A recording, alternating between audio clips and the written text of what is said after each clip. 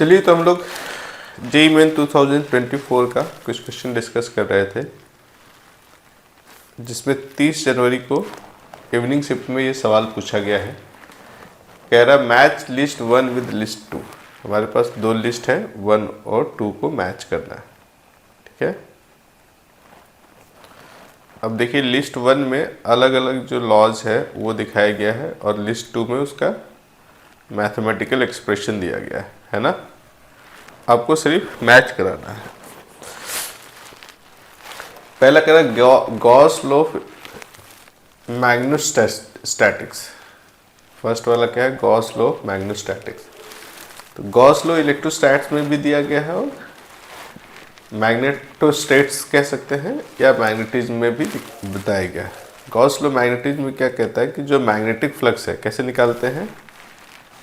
Magnetic flux जो होगा हमारा यहाँ पे वो बी डॉट, कलर चेंज कर लेते हैं, मैग्नेटिक फ्लक्स है बी डॉट डी ए, है ना। ऐसे हम लोग याद करते हैं। किसी भी क्लोज सरफेस से जो नेट मैग्नेटिक फ्लक्स है वो जीरो होगा। क्यों? क्योंकि magnetic field lines close loop बनाता है। तो जो भी लाइंस किसी क्लोज सरफेस एरिया से घुसेगा उसको उससे बाहर भी निकलना पड़ेगा, इसीलिए नेट फ्लक्स जो है वो हमेशा क्लोज सरफेस से जीरो होता है। तो पहले वाले का जो सही मैच होगा वो कहाँ होगा? पहले वाले का सही मैच है 2 से। तो फर्स्ट का 2 किसी में दिया है? वो नहीं, पहले में नहीं, दूसरे में नहीं, तीसरे में नहीं, चौथे में दिया है। तो सिर्फ एक ही ऑप्शन है जो फर्स्ट को का सेकेंड से मैच दिखा रहा है। तो आप यहाँ भी टिक करके आगे बढ़ सकते हैं, पर हम लोग आगे भी चेक करते हैं, एक एक करके सारे को चेक करते हैं कि सब सही है कि नहीं। सेकेंड कह रहा Faraday's law of electromagnetic induction. Faraday's law कहता है कि किसी क्लोज लूप से जो फ्लक्स चेंज होता है वो इंड्यूस्ड ईएमएफ के बराबर होता है।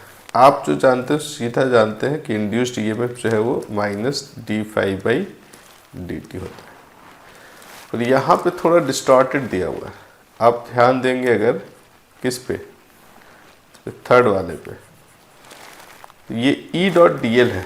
Electric field dot d L जब देते हैं ना, इसको हम इलेक्ट्रिक सर्कुलेशन भी कहते हैं, तो इंड्यूस्ड ईएमएफ को बताता है। E डॉट डी एल ये पोटेंशियल डिफरेंस के लिए है। E डॉट डी एल उसको क्लोज इंटीग्रेशन करेंगे तो पूरे क्लोज सरफेस में, क्लोज सर्किट में जो ईएमएफ इंड्यूस होगा वो बताएगा। यानी ये है electric field dot d l का क्लोज इंटीग्रेशन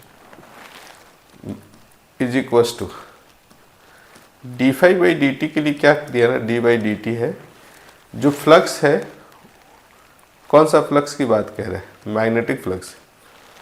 उस पर अगर आप ध्यान देंगे यहाँ पे, तो ये बी डॉट एरिया है। बी डॉट एरिया छोटे एरिया से फ्लक्स है, उसको इंटीग्रेट करेंगे तो टोटल फ्लक्स होगा। तो फाई की जगह पे integration B dot D A लिया गया है ना।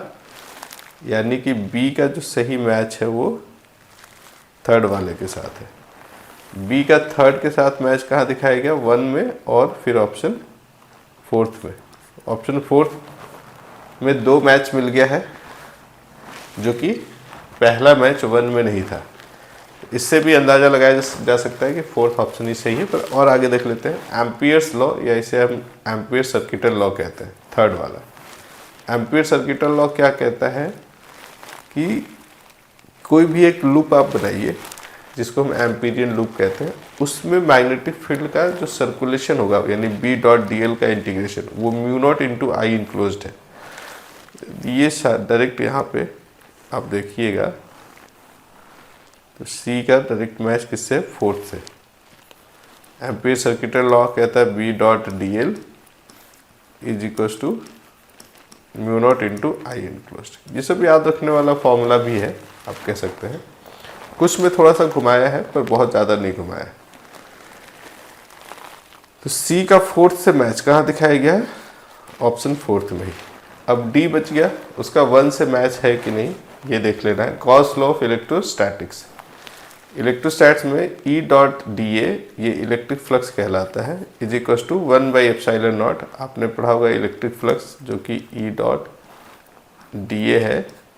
ये नेट फ्लक्स जो होगा किसी क्लोज सरफेस से वो Q in by epsilon not है। तो 1 बाई एप्साइलन नॉट तो यहाँ दिख रहा है, आप ध्यान देंगे तो ये 1 बाई एप्साइलन नॉट यहाँ दिख रहा है। बस Q इनक्लोज्ड के लिए क्या किया, रो इंटू dV को इंटीग्रेट किया।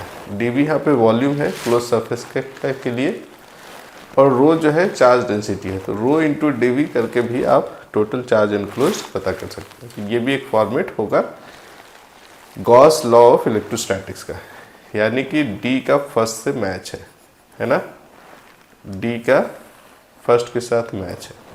सही आंसर यहाँ पे होना चाहिए 4th, राइट। चेक कर ले, बिल्कुल सही आंसर है।